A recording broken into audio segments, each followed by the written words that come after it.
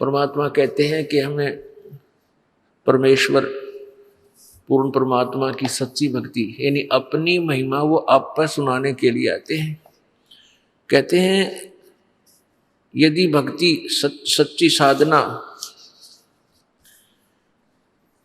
लड़की करती है, बेटी करती है, वो उस साकेत पुत्र से 1000 गुना अच्छी है जो परमात्मा की साधना नहीं करता। और वो लड़का जो परमात्मा की भक्ति नहीं करता वो माता पिता के लिए ऐसा सिरदर्द है, ऐसा वजन है जैसे बकरी के गल में एक थन जैसा खालड़ा लटका करे। बकरी के गले में एक थन के आकार का एक व्यर्थ में वैसे ही आगे एक चाम लटकता रहता है। उसको गल थना बोलते हैं, गल में लटका हुआ थन। ना उसमें दूध होता, वो किसी काम का नहीं। व्यर्थ में उसके गले में वजन और भार बना हुआ होता है। तो परमात्मा उदाहरण देते हैं कि राम रटत कन्या भली और साकट बला नपूत, जैसे छेरी के गल में गल थना जिसमें दूध न मूत, और कितने काम को ना किससे काम का को ना, व्यर्थ में बोझ बन रहा है, गले मुड़ रहा है। तो ऐसा वो पुत्र है जो भक्ति नहीं करता। पुण्यात्माओं, भक्तिहीन प्राणी पे उसके संस्कार के जो पाप कर्म होंगे उनके दुख आवेंगे। और पाप कर्म युक्त प्राणी सत्संग के चर्चा सुनाने से भी नहीं सुनता। जिसके पाप अधिक होते हैं वो परमात्मा के वचनों को सुनना पसंद भी नहीं करता। माता पिता ने उपदेश ले रखा है और वो समझाते हैं कि बेटा जा नाम ले, तू भक्ति कर, हमारे साथ चल सत्संग में, और वो नहीं आता है तो इससे सिद्ध है कि उसके ऊपर उसके पाप कर्मों का जबरदस्त प्रभाव है, इसलिए उसकी रुचि नहीं बन रही। और बच्चे पर आपत्ति आवेंगी क्योंकि उसके भाग में पाप कर्म लिखे हुए हैं। यदि वो भक्ति नहीं करेगा तो वो पाप उसको भोगने पड़ेंगे। यदि सत्साधना करेगा तो परमात्मा उसके पापों को हल्का कर देगा, नष्ट कर देगा। तो फिर माता पिता को दुख नहीं होगा। अब उस भक्तिहीन बच्चे पर उसके कर्म की मार आवेगी और भक्ति पर लगे हुए माता पिता भी उसके दुख में स्वाभाविक चिंतित होंगे, उनकी भक्ति में भी बाधा करेगा। और वो बेटी जो परमात्मा की भक्ति कर रही है उसके भी प्रारब्ध में आने वाले समय में कोई ऐसा कर्म दुख आएगा तो परमात्मा नहीं आने देगा, क्योंकि ये पाप नाशक भगवान है कबीर परमात्मा। कबीर अंगारी असी, कबीर बम्भारी असी। कबीर अंगारी माने अंगारी माने पापों का नाश करने वाला, पापों का शत्रु, पाप विनाशक। और बम्भारी माने बंधनों से छुटराने वाला, बंदी छोड़ है। तो वो उस बेटी के उस प्रारब्ध के उस कठिन कर्म को, उस पाप कर्म को नष्ट कर देगा। इसलिए वह बेटी सुखी रहेगी, और बेटी सुखी रहेगी तो माता पिता भी सुखी रहेंगे, उनकी आत्मा भी परमात्मा में दृढ़ रहेगी। यदि बेटी भक्ति पर नहीं लगी है, उसके ऊपर आपत्तियां आती हैं तो माता पिता को पता लगता है तो उनकी नींद हराम हो जाती है, भोजन नहीं कर सकते वो उस दिन। तो इसलिए परमात्मा कहते हैं कि राम रटत कन्या भली और साकट बलो नपूत, जैसे छेरी के गल में गल थना जिसमें दूध न मूत। अब जैसे जिस प्राणी के ऊपर पाप कर्मों का अधिक प्रभाव होता है तो उसको परमात्मा की भक्ति अच्छी नहीं लगती। कबीर पिछले पाप से हरि चर्चा ना भावे, के ऊंघ के उठ चले या और बात चलावे। पापग्रस्त प्राणी या तो सत्संग में आया नहीं करे, और आ जाता है किसी के कहने से, प्रार्थना करने से, माता पिता के दबाव देने से, या कोई रिश्तेदार, कोई मित्र, सहेली, सखी, भाई बहन आ जाते हैं। और जिनके ऊपर पाप कर्मों का अधिक प्रेशर है तो सत्संग शुरू होते ही उसको या तो नींद आने लग जाएगी, लटके लेगा तो, या कोई और जिक्र कर देगा अपने मित्र से सत्संग के दौरान ही, उसको पता नहीं कि खरपतवार भरा, उसमें खुरापात भरा होता है, वैसे था, वो कैसे था, वो ऐसा कह रहा था, तो वो मित्र तो उसको कुछ ना कह पावे, परंतु दूसरे जो भक्त आसपास होते हैं वो उसको टोका टाकी करते हैं, भाई बोल लेना बीच में, आनंद आ रहा है भगवान के वचनों में, परमात्मा की चर्चा में, बोल आवाज ऊंची ना करे, हमने सुनने दे। तो फिर वो क्या करता है, उठ के चल पड़ता है, चला जाता है, वो बैठ नहीं सकता। ये उसके पाप कर्मों का प्रेशर है, दबाव है, जो उसको भगवान से दूर रखे हुए। यहां से तो उठकर चला गया और बनवाना की यात्रा में एक्सीडेंट होकर मर गया, वहां से कहां जाएगा।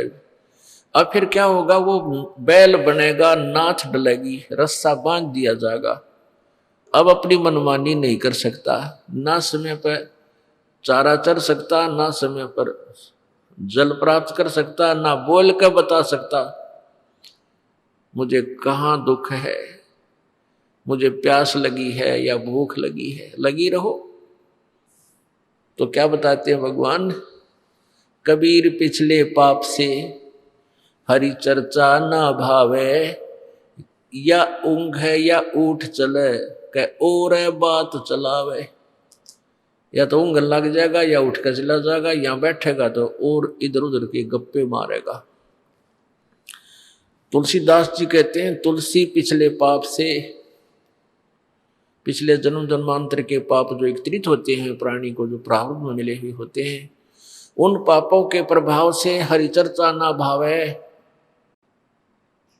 जैसे जबर के बेगते भाई भूख विदा हो जाए। जिस प्रकार किसी व्यक्ति को मलेरिया हो गया हो, मलेरिया जबर हो जाए, उसको भूख लगनी बंद हो जाती है, और घर वाले कोशिश भी करते हैं कि ले थोड़ा सा खा ले, सेब खा ले, संतरा खा ले, रोटी खा ले, तो वो खाना खाने की चेष्टा भी करता है, तो उसको वो वस्तु सेब भी कड़वी नजर लगती है, महसूस होती है, वो नहीं खा पाता, छोड़ देता है। अपने आत्माओं न तो सेब कड़वी, ना प्रतिदिन आहार करने वाली वह रोटी कड़वी, ना काजू किस्मत ये मनुखा दाग कड़वी, लेकिन उस बुखार ने, उस जबर ने उस व्यक्ति के शरीर की व्यवस्था को इतना खराब कर दिया, बिगाड़ दिया कि उसको मीठी वस्तु भी कड़वी लग रही है, कौड़ी लग रही। ऐसे ही जिस व्यक्ति के पाप घने बढ़ जाते हैं, उनको राम नाम की मनुखा दाख भी कड़वी लगती है। अब इसका समाधान क्या है? जिस व्यक्ति को जबर हो गया है तो उसके लिए क्या समाधान है कि उसने कड़वी कुनीन खानी पड़ेगी। वो कुनीन की टेबलेट, गोलियां, बट्टी, वो बहुत कड़वी होती है, जुबान पर भी नहीं रखी जाती, और वो कड़वी दवाई खानी ही पड़ेगी जबर मुक्त होने के लिए, रोग मुक्त होने के लिए। वो चाहे इच्छा बने या ना बने, वो फांकी मारनी पड़ेगी गोलियों की, औषधियों की, और कड़वी दवाई खाने से ही वो स्वस्थ होगा। और जब वो स्वस्थ हो जाएगा, जबर उसका समाप्त हो जाएगा, तो फिर देखना वही रोटियां इतनी स्वादिष्ट लगने लग जाएंगी, समय पर भूख लगेगी, चाहे सब्जी भी ना हो। घर वाले कहेंगे इसलिए सब्जी बना देते हैं, तो वो यूं कहेगा कि नहीं ऐसे दे दे, मुझे तो भूख लग रही है, और लूखी सूखी नमकीन रोटी जो की त्यों खा जाएगा। और पहले वही रोटियां उसको कड़वी लगे थी, खाई नहीं जा रही थी। तो पुण्यात्माओं, प्रथम बार जो प्राणी सत्संग में आवेगा, किसी के कहने सुनने थे, तो उसको ये परमात्मा की मनुखा दाग, परमात्मा के वचन अच्छे नहीं लगे। कारण क्या है कि प्रथम तो उसने पिछला जो वो अज्ञान सुन रखा होता है, उस अज्ञान के कारण ये वचन वैसे ही अच्छे नहीं लगते क्योंकि ये तत्व ज्ञान है वो लोकवेद था, तो उस लोकवेद पर हम आधारित हो रहे थे। लोकवेद होता सुना सुनाया ज्ञान, अक्षेत्रीय ज्ञान, वो हमने पहले सुन रखा था तो वो आगे अड़ जाता है। उसका भी समाधान यही है कि जैसे किसी पात्र में खारा पानी डाल रखा हो, या तो उसने सारे नबार गिर दे फिर ताजा बढ़िया ठोक भराए। दूसरा तरीका यह है कि उसमें वो मीठे पानी की टूटी चालू कर दे, वो खारा अपने आप निकल गए और बढ़िया रह जाएगा। तो ये सत्संग सुनने से आपके अंदर जो पहले वाला ज्ञान, वो खारा पानी भर रखा था जल, वो अपने आप निकल जाएगा, समाप्त हो जाएगा, और परमात्मा का जो तत्व ज्ञान आपके हृदय में समा जाएगा, शेष रह जाएगा। तो पुण्यात्माओं, परमात्मा आकर के हमें यही बताया करते थे कि जैसे तुलसीदास जी की वाणी है, तुलसी पिछले पापते हरि चर्चा ना भावे, और जैसे जबर के बेगते भूख विदा हो जाए। तो उस प्राणी को परमात्मा की कथा अच्छी नहीं लगती जिसके पाप कर्म अधिक होते हैं। तो उसके लिए यही समाधान है कि सत्संग में आवे, और चाहे ना भी रुचि हो तो भी सत्संग सुनता ही रहे। तो ये कानों के माध्यम से, ये परमात्मा की टेबलेट, ये दवाई, ये औषधि अंदर जाएगी और अंदर के उस पाप रूपी जबर को नष्ट करेगी। और फिर देखना आपकी क्या दशा हो जाएगी। आप सत्संग जब प्रारंभ होगा, सत्संग का के दिन निकट आवेंगे, आप घर पर होगे तो ताला बेली लाग जाएगी, हे भगवान कोई बाधा ना आ जा। और आप 100 किलोमीटर 200 किलोमीटर आकर के सत्संग सुनोगे। और पहले यही वचन आपको सुनने को रुचि नहीं बनती थी, आप सुनकर भी सुनने की इच्छा नहीं होती थी। और आसपास भी कहीं सत्संग, जैसे यहाँ बरवाला के अंदर सत्संग हो रहा है और यहाँ के लोग नहीं आ पा रहे क्योंकि उनके जबर हो रहा है, उनको ये ज्ञान मिला नहीं। और आप जी कहाँ से आ जाते हो? 100 किलोमीटर से, 200 500 1000 किलोमीटर से, और परमात्मा की चर्चा सुनते हो, क्योंकि आपके पाप कर्मों का वो बुखार, वो जबर, वो कम हो गया, वो नरमा गया, बहुत कम हो गया, समाप्त हो गया। अब आपको कितनी रुचि बन गई। तो इसलिए परमात्मा हमें याद दिलाते हैं कि राम रटत कोढ़ी भलो, कोढ़ी कुष्ठ रोगी, राम रटत कोढ़ी भलो, चो चो पड़े जो चाम, वो सुंदर शरीर किस काम का, जिस मुख नाही नाम। कहते हैं वो सुंदर शरीर किस काम का जिसमें परमात्मा की चर्चा नहीं है। और राम रटत एक रोगी, कोढ़ सबसे मतलब घृणित रोग है कोढ़। कहते हैं कोढ़ी भी अगर भक्ति कर रहा है तो सुंदर शरीर वाले से असंख्य गुणा पुण्य भागी है। क्योंकि जो आज स्वस्थ है, आज खूब पैसे हैं, बढ़िया व्यवस्था है, अच्छी कोई पोस्ट प्राप्त है या धन संपत्ति, संतान बहुत अच्छी है, तो वो पिछले पुण्य है उस प्राणी के। और एक दिन क्या होगा कि वो पुण्य नष्ट हो जाएंगे। जैसे पहले आपने अपने मोबाइल फोन की या वैसे इन्वर्टर की बैटरी आपकी चार्ज है, तो वो बैटरी चार्ज है और फिर चार्जर उस पर लगा नहीं रखा, तो जब तक वो बैटरी चार्ज है उससे पंखे भी चलेंगे, बल्ब भी जग रहे होंगे, ट्यूब भी जग रही होंगी, और आपका काम खूब चल रहा है और आपको कोई परवाह नहीं, आप निश्चिंत हैं। और जिसमें वो बैटरी जो पहले की चार्ज थी वो डिस्चार्ज होगी, एक ही दम, एक ही समय में सभी सुविधाएं बंद हो जाएंगी। तो ऐसे ही पुण्यात्माओं, जो पुण्यात्मा पिछले पुण्यकर्मी प्राणी हैं उनको आज संतान भी अच्छी है, उनकी अच्छी व्यवस्था भी होगी है, विवाह शादी भी अच्छी जगह होगी है, और साथ में उनकी नौकरियां बिजनेस भी ठीक हो गए, तो वो पुण्यकर्मी प्राणी है। लेकिन यदि वो साधना नहीं कर रहे हैं तो अपने पुण्यों को वो नष्ट कर रहे हैं। वो तो होने ही है, वो नष्ट तो वो तो प्रयोग होने ही है। और भविष्य में उन्होंने चार्जर नहीं ला रखा, भविष्य की साधना नहीं करे। यदि कोई भक्ति कर भी रहा है और शास्त्र विधि रहित कर रहा है तो भी यूजलेस है। और जो एक गरीब व्यक्ति है, राम रटत दारिद्र भलो, टूटी घर की छान, वो सुंदर महल किस काम के, जहां भक्ति नहीं भगवान। एक गरीब आदमी, बहुत ही निर्धन, जिसके पास एक घास फूस की झोपड़ी है ऊपर मकान के स्थान पर, और उसके निर्धनता है कि उसकी छान भी खंडमंड सी हो रही है, टूटी हुई जगह जगह से।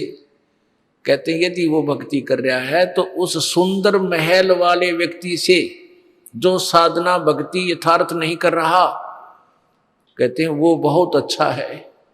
क्योंकि जो सुंदर महल वाला है, अच्छा स्वस्थ शरीर है, सुंदर शरीर वाला है, भक्ति से यथार्थ नहीं कर रहा है, तो वो अपने पुण्यों को ही खा रहा है, बर्बाद कर रहा है, भविष्य की तैयारी नहीं कर रहा है, भविष्य के पुण्य साधना नहीं कर रहा है। तो वो तो लास्ट में बहुत दुख होगा, 84 लाख योनियों में, पशु पक्षियों की योनियों में जाएगा। और जो आज गरीब व्यक्ति है, उस इतना कि उसके मकान भी ढंग का कोनी और कोड भी लाग रहा हो किसी को, कहते हैं वो अपने भविष्य की भक्ति कर रहा है। और परमात्मा की भक्ति से रोग भी दूर होता है, दारिद्र भी, यानी ये टोटा भी दूर होता है। तो एक दिन वो बात भक्ति कर रहा है जो गरीब और दुखी व्यक्ति, एक दिन वो तो सुखी होगा। और जो आज सुखी नजर आते हैं, जो भक्ति यथार्थ नहीं कर रहे हैं, वो महादुखी होंगे। पुण्यात्माओं, सत्संग में आने से हमें पता लगता है कि हम जो क्रिया कर रहे थे ये कैसी थी, ये कहाँ तक ठीक थी। क्योंकि हम जब तक सत्संग में नहीं आएंगे, परमात्मा के तत्व ज्ञान को नहीं सुनेंगे, तो हम अपने कर्मों को, चाहे कोई शराब पीवे है, चाहे कोई हुक्का पीवे है, तंबाकू प्रयोग कर रहा है, और चाहे कोई डाके मार रहा है, कोई चोरी कर रहा है, कोई और बकवाद करता है, चाहे कोई कसाई का काम करता है, तो उस काम को बुरा नहीं मान रहा हो। यदि उसने बुरा मान रखा हो तो उसने करे को ना, उसी दिन त्याग देगा। तो उसने उस काम, जो कर्म को वो कर रहा है, उसने अच्छा मान के कर रहा है। लेकिन अच्छे और बुरे का तो परमात्मा के विधान की तुलना से पता चलेगा। परमात्मा के विधान का ज्ञान होगा सत्संग में आने से, और वो भी केवल सतलोक आश्रम बरवाला में आने से। अन्य सत्संगों में ये ज्ञान आपको नहीं मिल सकता। पुण्यात्माओं, समस्या यही आई हुई है कि जो भी पुण्यात्मा पहली बार इस ज्ञान विचार को सुनता है, वो ये सोचता है कि ये रामपाल अपने आप को महाविद्वान मान रहा है और अपने बराबर किसी ने नहीं समझता। ऐसी कोई बात नहीं है। लेकिन इतना ये दास दावे के साथ कह सकता है कि तत्व ज्ञान इस पृथ्वी पर, इस ब्रह्मांडों में नहीं है जो दास के पास है। और कुछ दिन में आप भी इतने सियाणे हो जाओगे, बुद्धिमान हो, इस ज्ञान से इतने परिपक्व हो जाओगे कि आप भी तुलना करने लग जाओगे। ये वचन जो आज आपको कड़वे लगे हैं, एक दिन आप आंखों में आंसू बहाकर कहोगे कि फिर संत ठीक कह रहा था। परमात्मा भी कहा करते थे, जैसे गोरखनाथ जी से प्रभु ने कहा था कि तेरी साधना गलत है, तू ऐसे ऐसे काल के जाल में है। गोरखनाथ जी ने कहा था कि तुमरा वचन मोए कड़वा लगे, तो परमात्मा ने कहा था कड़वा लगे सो मीठा होई, हमारी बात पतिज होई। कि आज तुझे जो कड़वा लग रहा है, ये मेरी बात पे विश्वास करेगा तो मीठी हो जाएगी ये बात। यही तो पुण्यात्मा, जो सत्संग है, ये इसलिए हमारा ज्ञान जो है आपको एकदम खटकता है कि आपने पहले अज्ञान भर रखा अपने अंदर सारा। इन नकली संतों, ऋषियों, महर्षियों की वो शास्त्र विरुद्ध अनुभव की पुस्तकें पढ़ रखी हैं और वो उनके विचार सुन रखे हैं, जिस कारण से आप जी को इस यथार्थ ज्ञान भी एक बार गलत महसूस होता है। लेकिन फिर प्रमाण आपको दिए जाएंगे, सच्चाई से परिचित कराया जाएगा, आपकी आत्मा अपने आप स्वीकार कर लेगी कि हाँ हमें गलत ज्ञान मिला था। अब परमात्मा कबीर जी हमें बताया करते थे, मानुष जन्म दुर्लभ है भाई मिले न बारंबार, जैसे तरवर से पत्ता टूट गिरे वो बहोर न लगता डार। अगर आप ये वीडियो YouTube पर देख रहे हैं तो हमारे चैनल को सब्सक्राइब करें और बेल आइकन को दबाना ना भूलें। अगर आप Facebook पर ये वीडियो देख रहे हैं तो हमारे पेज को लाइक करें।